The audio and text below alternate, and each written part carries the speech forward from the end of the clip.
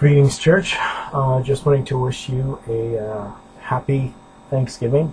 I'm still adjusting here my camera, and as you can see, my little setup here for Thanksgiving is not altogether completed. I was trying to figure out how best to present to you my turkey, but before I do, let me just adjust this a little bit more. I hope you're having a happy Thanksgiving. I didn't have any guests this year. I wanted to invite a young lady, but problem is I don't know any of the young ladies up Portland. So that puts me at a demise. You know, when you're a single guy, the first thing you want to do as a single male is hook up with other singles, you know, single people. Problem is, since I've been here, I haven't been able to meet with other single females. I'm wondering if I should take this off. What do you think? Is that better? Can you see me better? I mean, it's a lot of light, isn't it? Right there. But anyway, hopefully you can see me because it's not too dark. In any case, let's see, what have I been doing for the month of October? I just got done preparing my turkey for this year, 2016. Let's see, I've been raising funds to purchase the battery. And so far I have raised up $38. This is my new sign. Let me show it to you.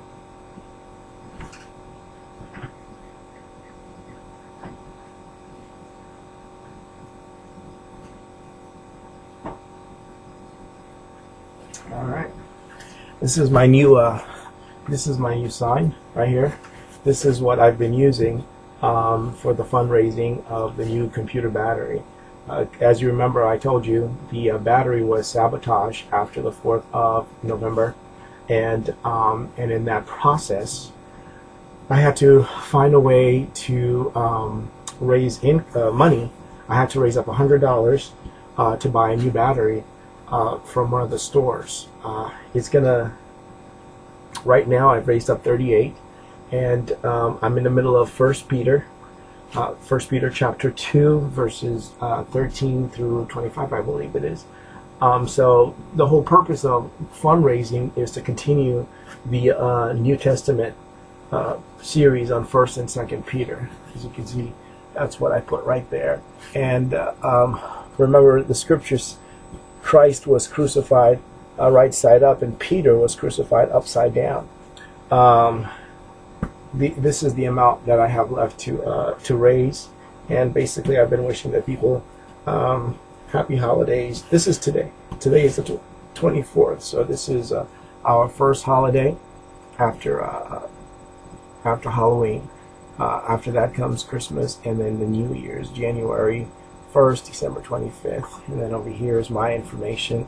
The Church of Portland, also known as the Church at Seattle, my email, my name and what I do, and then to God be the glory here at the bottom, and be a cheerful giver.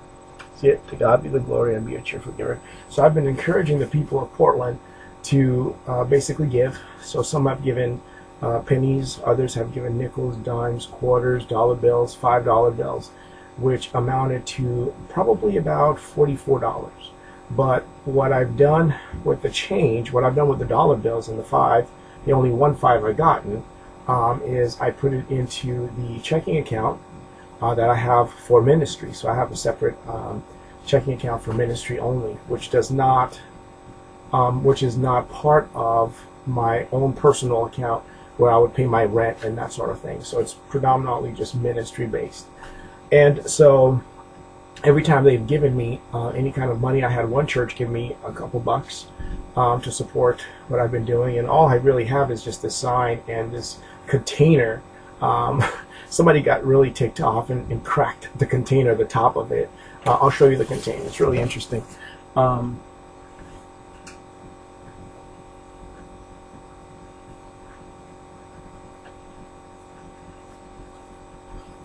This is the container that I've been using right here. Here's the container. So I'm out there holding the container, and inside of it is the battery. Right now there's no battery in there, and whenever there's change, I would jingle it, right? I would jingle it, and I hold this here while I jingle this, and sometimes I'll wear it around my neck and let it just hang there so I can talk to the people. And basically what I've been doing is preaching the gospel. I've had an opportunity to do it Pioneer Square, Pioneer Mall area in the downtown Portland, around the Central Precinct, talking to the police department. The police didn't support, not even a penny. I mean, I think two people walked by. One guy gave a quarter, and another guy gave, and actually the next person was a woman who gave, I think, like 50 or 60 cents or something like that. Apart from that, I gave the people the gospel repeatedly around the Portland area, talked to them about the fact that God has given us so much of himself. God has given to us everything for free, a free body, free life, free time. And I told them, it's interesting how we are constantly going to God for everything, right? We go to God for, like, for example, this is what I told the police department. We go to God for, like at christenings, right? We want a blessing from God at the christening of our children. We go to God at our first communion in the Catholic Church. Even if you're not a Christian, people will join the Catholic Church and they will go into the church and they will join the whole communion process. Another time we go to God for a blessing is at marital time. Unbelievers go to the priest and they get married by the priest, and even if they're not Christians, right? And then another time we go to the priest or to God is when we are burying our dead or having a funeral. Apart from those 4 times, we really rarely ever go to God unless it's like Christmas or Easter, right? Or we ever, visit the church to have any kind of connection with God. Other than that, we're pretty self-sufficient and self-independent as Americans, right? And one of the things that I said was that, but what if God reversed it and came to us and decided to ask of us a blessing? When people get married, they go to God and they pray that they'd have a healthy child, and God sends them the child. And when at funerals, we ask that God will take care of the dead, the spirit and the soul of the dead, while we put them in a nice snug, coffin, and we clean them up and we present them well, and it's all nice and just beautiful, right? The way we send them on their way, knowing that their bodies are going to rot. But when God reversed the whole process and came down in the form of an infant, we didn't welcome him. We didn't welcome him at all. As a matter of fact, when Mary was about to give birth, we didn't bring her into a hospital or not even giving her a midwife. Instead, what we did was we sent her into a manger where the animals were born, in the back. So here we are giving birth to, every time we ask God to send us a child, he sends a baby boy or a baby girl, and he doesn't charge us for the child, right? He doesn't charge us for the baby boy or the baby girl.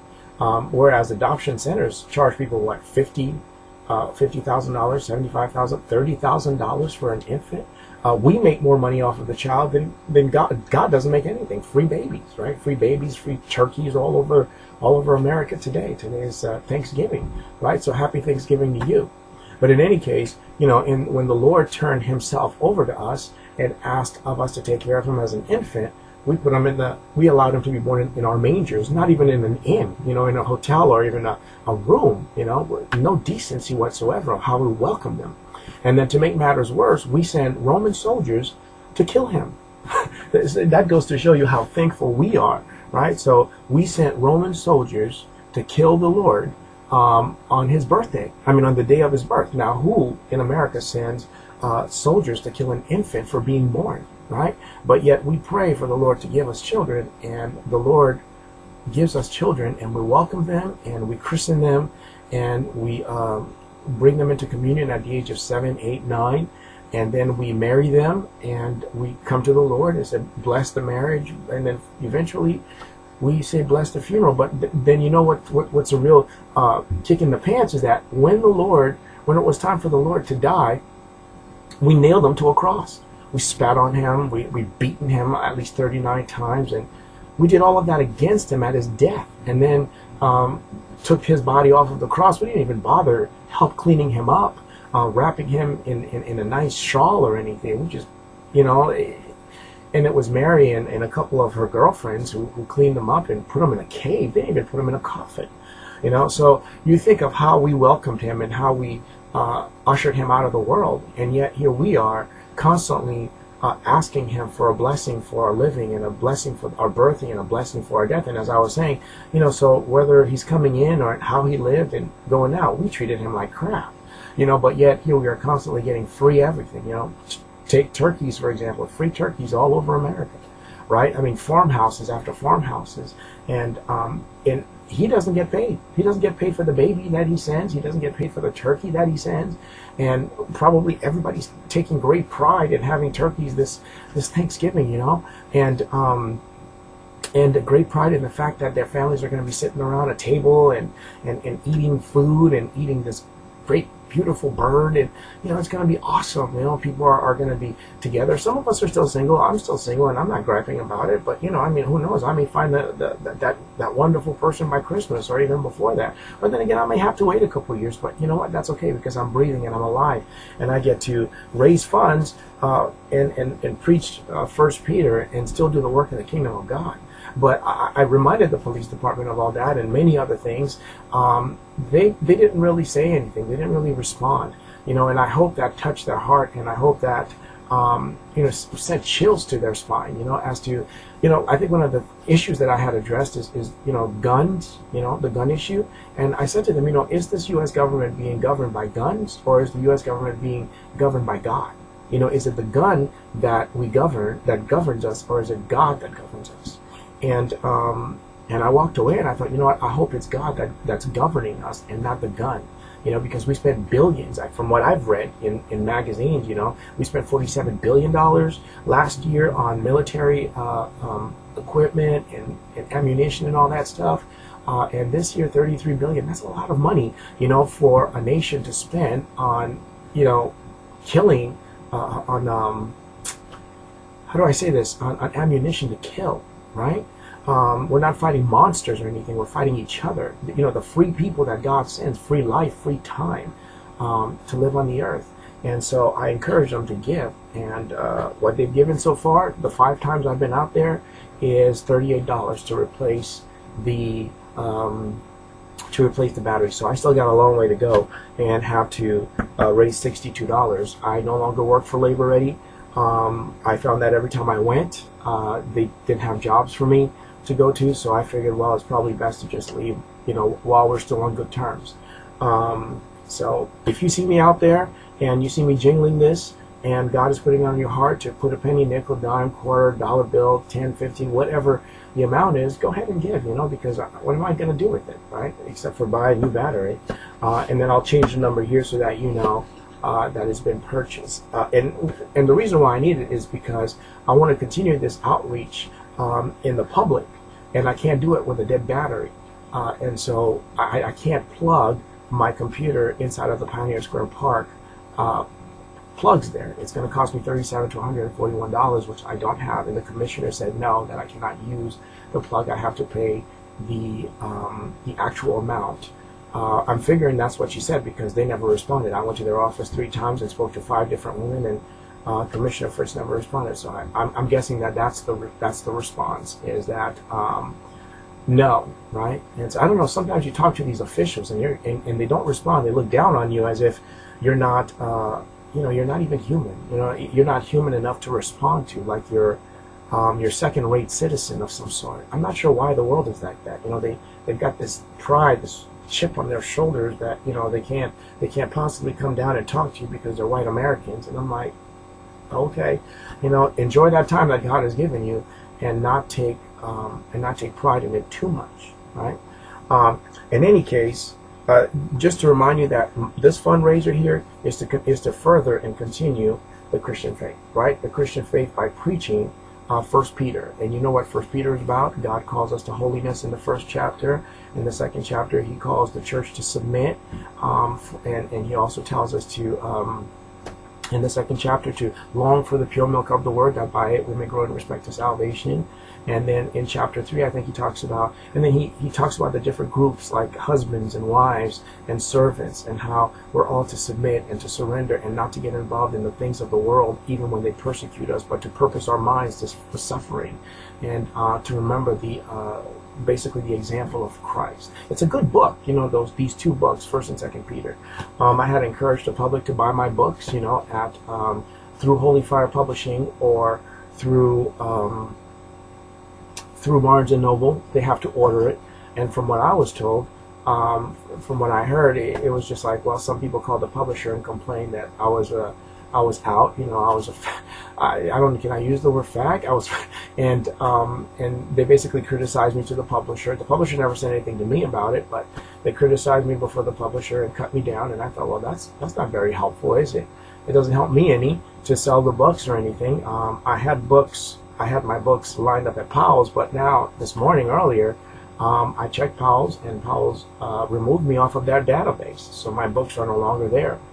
And so over the course of time, people just get disinterested in Christianity and get disinterested in leadership. And one thing I wanted to clarify too about Christian leadership: Christ is the head of the church. It's not us, brothers, who do the work of preaching and teaching and pastoring and on elder boards. We're not the lead. The lead is Christ, who is the head. You see this head here, if it's removed, right, from this body ceases to exist. So who's the head? Who is the lead? The lead is the head. Well, that is Christ. Christ is the head. He is the lead of the church. The church is his body. He is the head. Without Christ, this body doesn't function. We are the body. We are the hands and feet of Christ. And so the leadership, people are saying, well, we don't want your leadership. It's not my leadership. It's the leadership of Christ. Christ is the head of his church, and he leads it however he wants. If Christ wants to remove the battery from me, remember Job's words, the Lord giveth and the Lord taketh away. Blessed be the name of the Lord. And so if the Lord takes the battery and wants me to do this, because I was in the process of raising money for the household of faith, a place where we could meet and gather together, which was going to cost hundreds of thousands of dollars. But then instead he gives me this to do, right? So perhaps a smaller project, and let's see if I can even reach $100, right? So hopefully by the end of the year or by Christmas, we can raise up, another $62 and be able to finish this this work that we started in First Peter. I don't like a bunch of half-completed works, but I also don't want my works to be stolen by others and to be misused for the wrong purposes. Nobody wants to work for free, right? Everybody wants to work and to make money so that they can pay their debts. I didn't know that God was going to call me to fundraising. I thought I was going to be able to work all the way through and get supported by a church. But, being of Haitian descent, people are kind of skittish, They don't exactly trust the Haitian people. And so that puts us in this position. Anyway, earlier today, this is my last point, then I'll show you my Thanksgiving turkey and wish you a happy Thanksgiving. Earlier today, I went to the Pioneer Square, where they have the whole place all set up with the tree, and we're going to have the tree lighting tomorrow. So they have the whole tree set up, and there was a group of people gathered down there, and the group was of Native American Indians and European Americans. That was predominantly who was in the group. And this woman stepped up, and I said to her, "What is the purpose of this gathering? Are they still basically opposing Trump?" And she says, "No, this is about the North Dakota territory that's being, I guess, invaded or trespassed. The American side is entering into their side, the Native American side, to drill for oil." And I prayed, and I thought, okay, well, I'm not exactly sure why God would want the American people to go over to that side when, I guess, if we don't get the oil here in the United States, they're going to have to go somewhere else, right, outside of the U.S. to buy the oil from Saudi Arabia, those countries. And I thought, the first thing I said is they need to protest, the Native Americans, they need to protest that these people do not trespass. But then I thought about it, what if instead of the protesting, they sell the oil to the American side and use the money to build cities, to build communities, Indian communities, Native American Indian communities, Native American Indian cities, Native American Indian schools and churches, and to completely develop a community like, from Jamestown all the way to New York City. What if the Native American, and using their own languages, right? Teaching in their own language, of course, both English and their language, but predominantly their language, like the Hispanic community, the Asian community, and those communities, but predominantly Native American, using their own language. I mean, the Europeans can't come into their territory and tell them what language to speak. I mean, they are the originals of the land, and they do have that much on, I believe, any nation that comes to live here, right, to continue speaking their language, so that they can further their families and multiply in their own way. So, I mean, I would ask you, church, to pray for the government, and that instead of barging in and taking away and just drilling, that they would offer the Native American people some money and buy the oil, however many millions, billions of dollars that it's going to cost, instead of going outside the U.S. to buy it from a foreign country, or to take it from a foreign country, which may lead to further warfare under this new president. And who wants that, right? Not when we have the oil right here in our backyard. Hopefully, God would put it on the heart of the Native American to even suggest selling it, and for the American people to say, yeah, we'll buy it from you. I mean, I think that's the nicest and most respectful thing that we can do as neighbors, to be courteous to one another. Anyway, I'm going to show you my turkey, and it's for the rest of the month. It's not that big of a bird. I mean, some people might go, oh my God, look at the size of Kevin's turkey. It's just a bird. It's like buying a chicken it's like buying a big chicken at Safeway or what is it called right here? Or Fred Meyer's. It's not even that big of a deal. But I wanted you to know that I've celebrated my, in this apartment complex, I've celebrated my Thanksgiving with just this turkey, some rice and beans and that sort of thing. No big deal, but I'll show it to you. I wish I had a date here, or a wife that I could share it with. Gabriel and John MacArthur are still on the other side, and I was hit twice this morning, so nothing has been restored yet, and so my relationship with them has not been restored, and my relationship with the church is still kind of skittish, and so everything is not up to par where it should be, and so keep praying with me, church, that God would remove me out of this situation, and that I would find a bigger place, a steady job, or a ministry in a church where I'm not the enemy, but I'm an asset to the church, as a pastor and as a teacher of the Word of God. And I'd like to go back to seminary someday and finish up, earn that MDiv, and then move on. Now let me get the bird so we can go back to celebrating our Thanksgiving. And I think Thanksgiving is it's more of an attitude, of giving thanks, and an attitude of being grateful, to God for what He's given to us. Couple Thanksgivings ago, I was outside, right? I was outside and not necessarily celebrating it inside with a turkey. I had to eat at the Portland Rescue Mission and the Union Gospel Mission, and basically take that as a hit. And I'm grateful to God that, this year I was able to do it here, and instead of having to eat it outside. We've already had our Thanksgiving dinner here, I think 2 days ago. Not yesterday, but the day before. Everybody in the building came together, and we ate as sort of like as a family, A lot of the women cooked, and the food was so delicious. I mean, it was just like, wow, But in any case, I'm going to go ahead and let me pray, and then I'll show you my turkey, and then I'll let you go for Thanksgiving. Father, thank you for this Thanksgiving. I pray that you will bless the American people, all those who have a place to eat, and all those who are still outside as homeless. Lord, I pray that they will find a place to eat. I pray that you will provide for each family, and I pray that you will bless each family. May your name be exalted, and may the nation be thankful for all the birds that you have created and made for us to enjoy. Like you provided for the children of Israel in manna and quail, so you have provided for this nation turkeys, Lord God, in every state, so that we may enjoy and give thanks, like the Pilgrims did so long ago in Plymouth and now here in Portland. This I pray in Jesus' name. Now let me get that turkey just to show you how merciful God has been.